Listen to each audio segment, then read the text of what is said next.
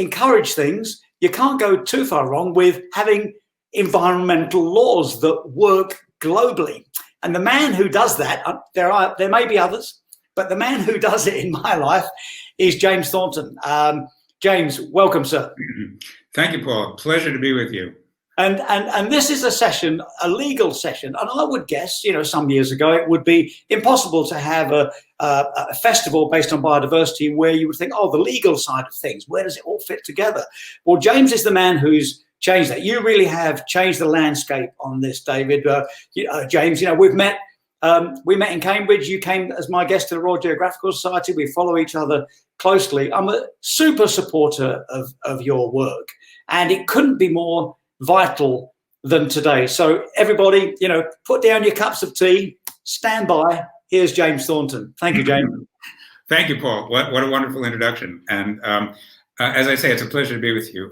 For me, law isn't boring. When most people think about law, they think boring. They think lawyers, boring. For me, using law is very exciting because we can use it to help save the planet and help save civilization. For a long time, I was really angry with human beings for many years because we were screwing up the planet. And then I realized, well, if I actually want to save the planet, I need to work with human beings. And then the more I worked with human beings to save the planet, the more I realized that I was actually quite fond of human beings and wanted to save civilization in order to save the planet because it's the same project. Now, why law? Well, as Paul was saying, law is immensely important in this. And here's how we use it.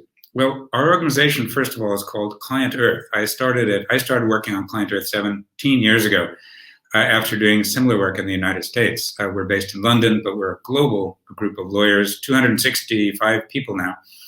And the way we work with law is very different from how you might think of lawyers. So our client is the earth. That's why we call it ClientEarth.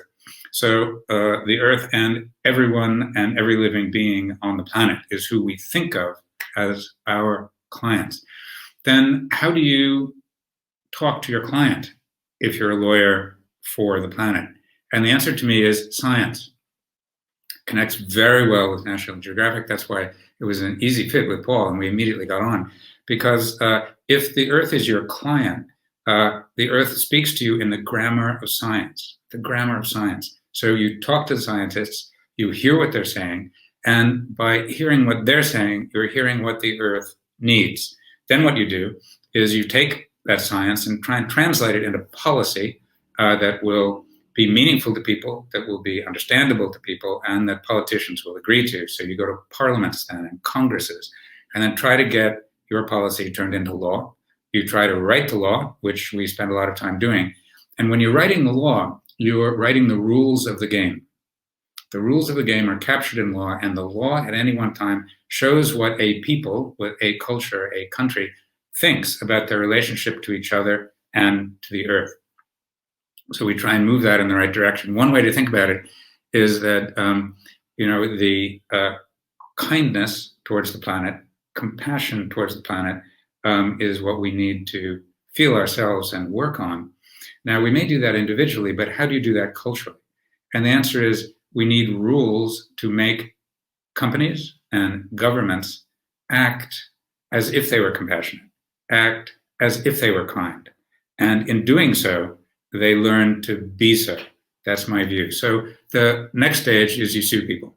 Now, I sue people a lot, we sue people a lot.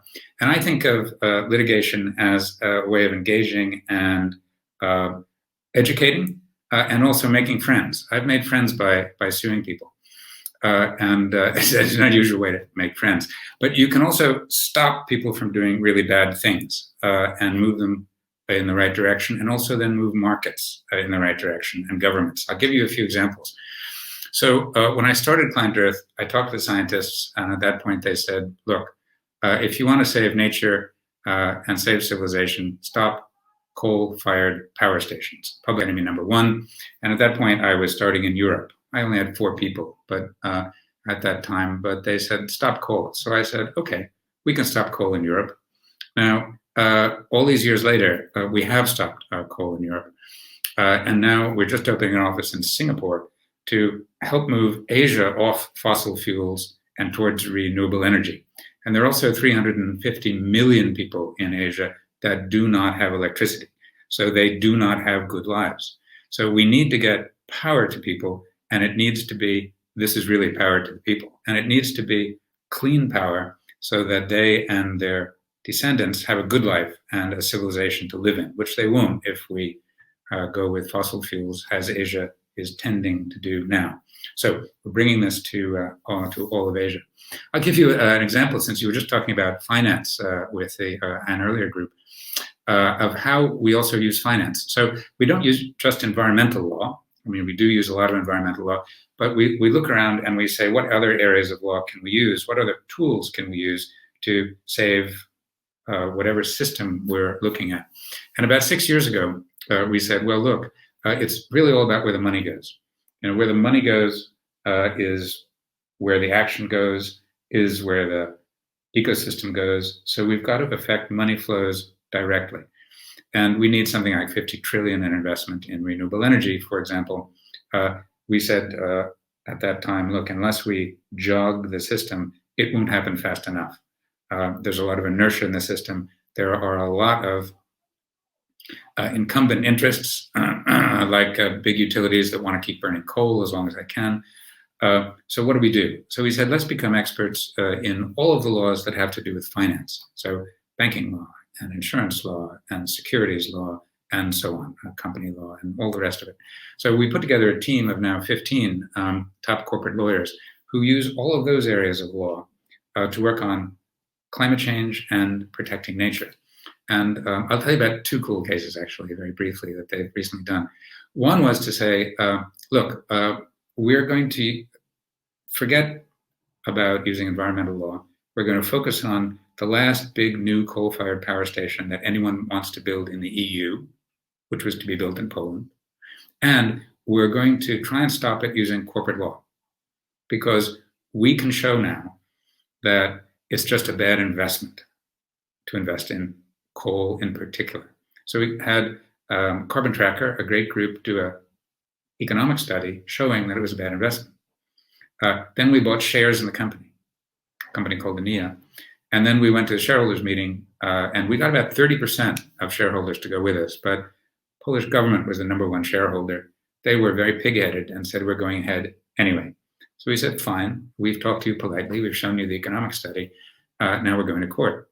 So we sued the officers and directors of the company directly, saying that they were violating the most basic, simple, everyday corporate standard of care. They were making a bad investment, and we had shown them they were making a bad investment, and we were shareholders. We had bought 30 euros worth of shares in the company, and we said, you're going to ruin our 30 euro investment by building this multi-billion coal plant. Interestingly, the right-wing business press treated it as a purely normal business lawsuit. They said, investors are now saying in Poland, this is the Polish right-wing press, investors are saying that coal is a bad investment. The court gave us the victory, and a remarkable thing happened the next day.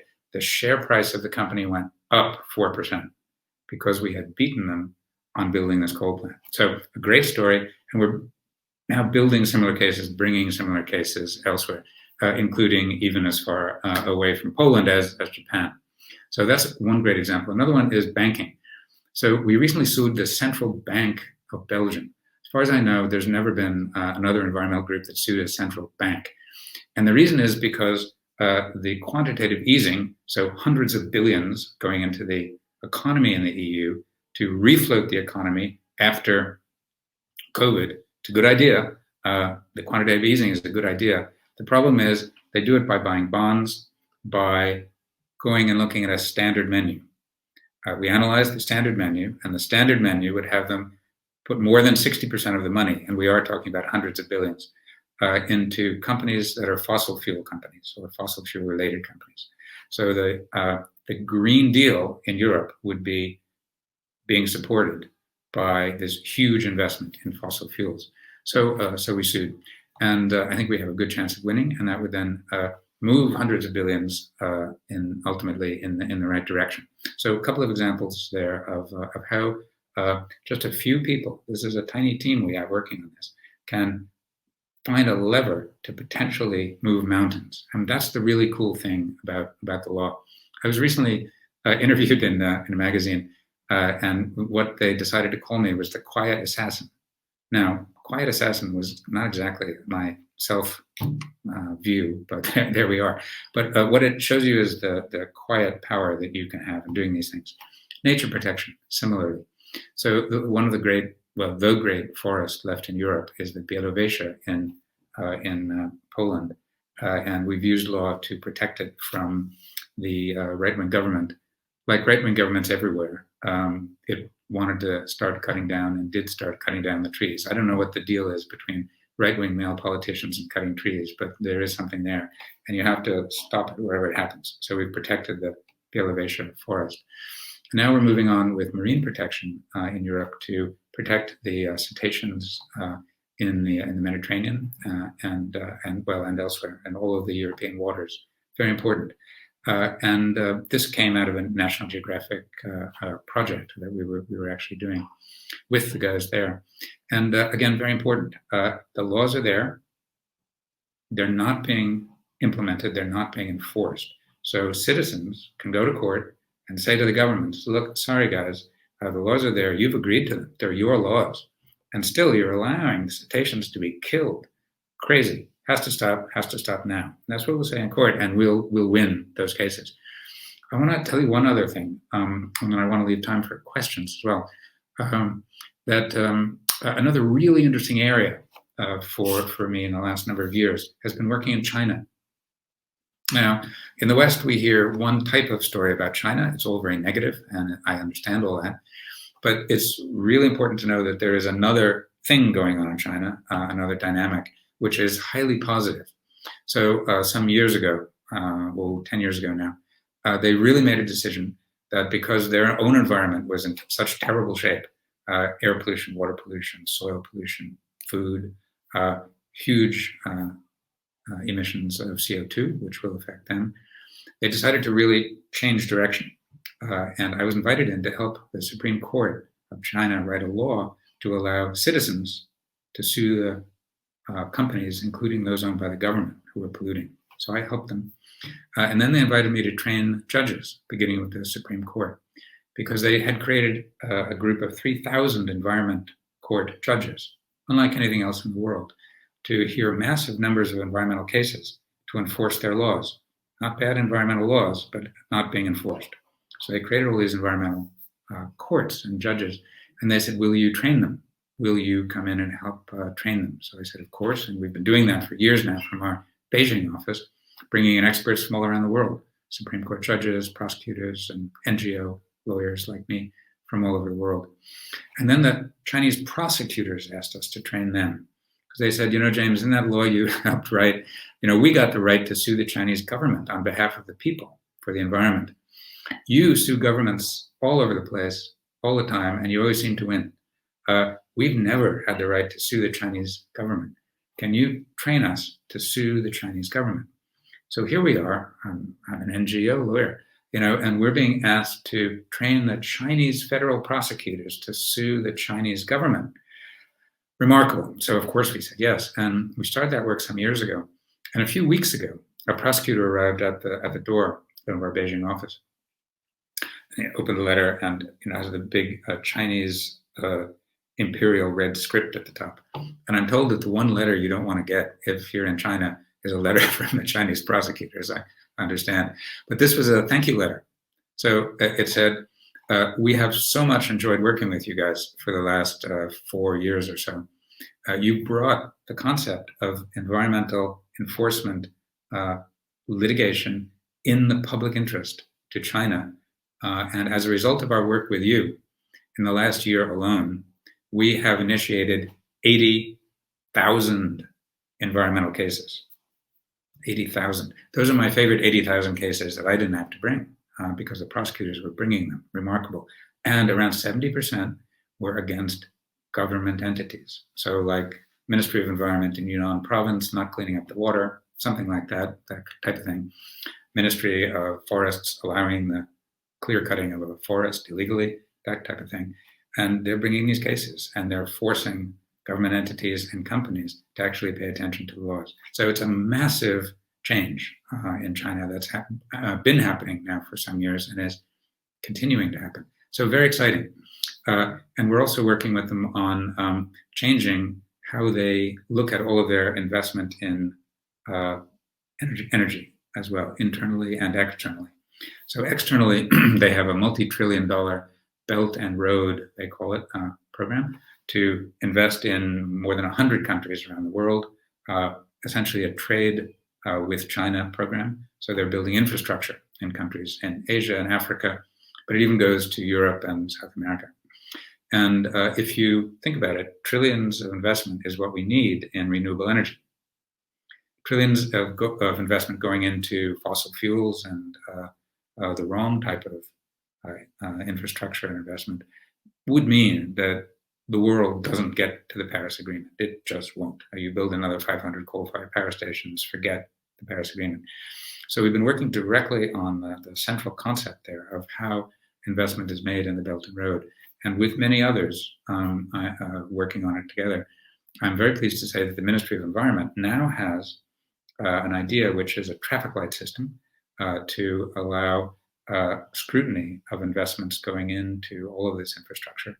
And if you're a company wanting to invest and you want to build a coal-fired power station in Indonesia, you'll get a red light. If you want to build a renewable energy facility in Sumatra, you'll get a green light. So if this holds, and the Ministry of Environment is really championing this as their own idea, which it is, then we'll get trillions going the right way. So these days, you need, I think, to have a sophisticated understanding of how to use the law to capture the science into policy, make it the rule of the game, and then enforce it. And it's a lot of fun as well. Now I've left some time for for questions. Paul, hi. Well, James, once again, what a illuminating chat. I remember you saying that at the event I was at in Cambridge, where your China story, and also that you can actually sue people, in the court of law, get success. I mean, you are incredibly successful, and still remain friends or even make friends. And your abject lesson about using the right tools for the job. I mean, in my world, it's no good meeting fishermen and talking about marine protected areas. What I do is I meet fishermen and I talk about fish. Yep. Exactly. So here you are, you buy 30 euros and 30 euros of shares, and you're in, and you can speak their language. I mean, that's a lesson, how to use the right tools. That was the best 30 euro investment I've ever made. You absolutely can't go wrong. I mean, what are the next big challenges? I mean, you've spoken about COP26, the Paris target, and ideas to get there. I think most people have heard of the Great Silk Road, that whole, how to look at that with opportunity, as you well said, I think is a smart way for us to do it. And I think it fits so well in some of these wildlife corridors and all the rest of this and the investment. But what is the next big challenge for us, James? Well, so it's, it's reducing our emissions, protecting what we've got, and then restoring. I think of that as my holy trinity, reducing emissions, protecting what we've got, and then restoration. Restoration, whether it's forests or eelgrass or whatever it may be. And then, so where to focus energy on that is always the question. Because the resources are limited.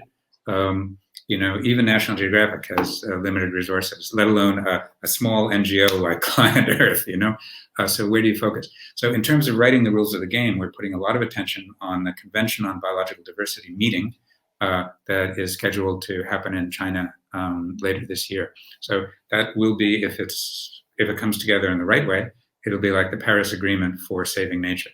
And so we're putting a lot of resource into that to try and make sure it's the right thing. If it captures the science in the right way, there's enough political agreement, then what will happen is countries will go home and write laws that embody the agreement. And then we'll be able to help them write those laws and then ultimately work with citizens in those countries to enforce the laws. So that's a big one. Another big one is really stepping up legal work to protect the Amazon and to to protect also the rainforest in Southeast Asia. We've been working in Central Africa, the third big basin, for the last 10 years, and that work is increasing, but we're going to focus a lot on the Amazon and the rainforest in Southeast Asia as well. This whole approach gives us so much hope, James. I mean, you know, environmentalists, conservation scientists, scientific field workers, you know what we like. We tend to go to a place, fall in love with it, do everything we can to understand all about it, and it becomes part of us. We become part of it. And then suddenly we realize, how do we get this place protected? Yeah. We bump into all kinds of barriers. They might be financial, they might be political, they can be all of these overlapping interests in remote regions. And before you know it, there's this old model that doesn't work but still exists, of people working themselves to the absolute limits in terrible conditions, trying to get these vital messages to make great change. And it's too big of a step sometimes. I mean, we're doing it through finance now, which is great. The silver thread, as I described, between frontline field data. And I love the thought that every single data collection we do goes towards helping to drive global economies. But isn't it another great part of that thought that every single photograph we take, data point that we make in a challenging circumstances, goes towards changing international environmental law? I mean, what a wonderful, hopeful story that really is. Well, it is, and so it will change the law, and it will also allow us to enforce existing laws. So, you know, we're looking at all of the laws we can possibly look at in Brazil and in Europe on how we can really whack the companies that are destroying their cerrado and destroying, you know, the rainforest, and that relies on data. You know, so those cases will all be based on data. And so we're working with all local groups and scientists to say, okay, where's the data? If we want to show that this activity is illegal, we need to know what was done. So what's the nature there not like now? And a lot of it, you need to save 80% of, well, there are these areas where 80% of the rainforest needs to be saved. Of course, it hasn't been, but you need to be able to prove that. And then a cool thing about Brazil, in the Brazilian law, is that the liability, a wonderful decision from the Supreme Court recently, the liability for destruction of the forest stays with the land. Because what's been happening is that people have been selling it on, and you can do a shell game, and then 5 guys later, they say, we didn't have anything to do with it, we don't know who did it, and then you couldn't go against them. Brilliantly, the Supreme Court said, sorry, the liability sticks with the land and goes with it. So no matter who owns it, no matter how many years later, you can get them for the deforestation. So that's a beautiful one, right? So there are these really positive things happening. Well, this is like a rare rainstorm in an arid region of the world, where you're suddenly working away, and we all know these horror stories. We've all seen these stories of habitat destruction and all the rest. Yeah. But to realize that if you feel about this, that you've got to make a difference, that there's a legal team, a global legal team, which is, by the way, this small NGO. I've been to your office in London a few times, and I know what it's like. It's a great place, but believe me, it's not very big, but it's got some powerful energy, a lot of great people. But there's a group there that is leading the charge globally, so that your concern in the field is actually going somewhere to make a difference. And I think it's a brilliant story, James. Well, yes, and it really relies on, as I mean, I can't emphasize enough, it really relies on the science. So if the Earth is your client, you know, you need to understand the science. It's how the Earth talks to us, and the scientists are the one who translate what the Earth has to say into the stuff we can understand. It's never been more valuable, James. You know, we're are we coming out, or are we in the thick of a pandemic? We're somewhere in there. And it's brought to life that thing that our health is reliant on everybody else's health, which in turn is reliant on the health of the planet. And people are seeing that. There's an awareness, and we've got the vaccines from science, thank heavens, and we also know realistically that the only true vaccine against a future pandemic is to reset that balance. We've got to reset that balance, and how to do that? You're one of the few that can get us there. Well, we're trying, and I mean it's a huge job, but we're trying, and we're not going to give up. Whenever we get a new job, money to hire a new lawyer, we're now flooded with CVs from these brilliant young people who want to dedicate their life to using law to save the environment, and every one of them needs. I was talking to the head of our plastics team yesterday, and she said, "By the way, James, just to let you know." I make sure I read at least 5 original scientific papers a week. And I said, beautiful, you're talking to your client, So scientists are earth whisperers, and we read the original science, we talk to scientists, and they teach us what we need to do. It's a deeply symbiotic relationship for me. And I mean, I just love working with scientists. I used to run a brain science institute. So, I love working with scientists. Well, we just got an invitation for you to do more work in Malaysia or do some work in Malaysia. It says, we need you in Malaysia, James. Yes, good. No, it will be happening. I hope and pray. We're opening a Singapore office. We're hiring in Singapore right now. A guy from New Zealand is going to run it. He just went there, and we're going to open that office in the next few weeks, and it's going to work on Southeast Asia. Well, there you go, everybody. So this is a brilliant message, James. So for those of you that are watching, that are in the front line of field research and science, there's the hopeful message. There it is. This is why we're doing it. And every single data point doesn't go to waste. Similarly with citizen scientists, for those of you who are citizen scientists, every single observation you'll make goes somewhere, and it goes the right way. It's not lost. And for those of you in the financial world and all the rest of the, say, non-frontline stuff, here's this hopeful stuff. This is going to change all of our lives. James, this is brilliant. And people can find your work on ClientEarth. I follow all of your social media streams. And the best thing to do for people is to just find you online, right, James? Absolutely. Well, ClientEarth.org. And then there's also, of course, the social media associated with it. But I think we tell our story reasonably well, I think, online.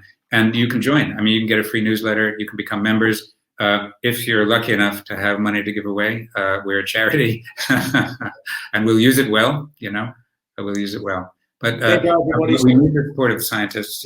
Think kindly of us as your lawyers and as your colleagues and collaborators. Wow.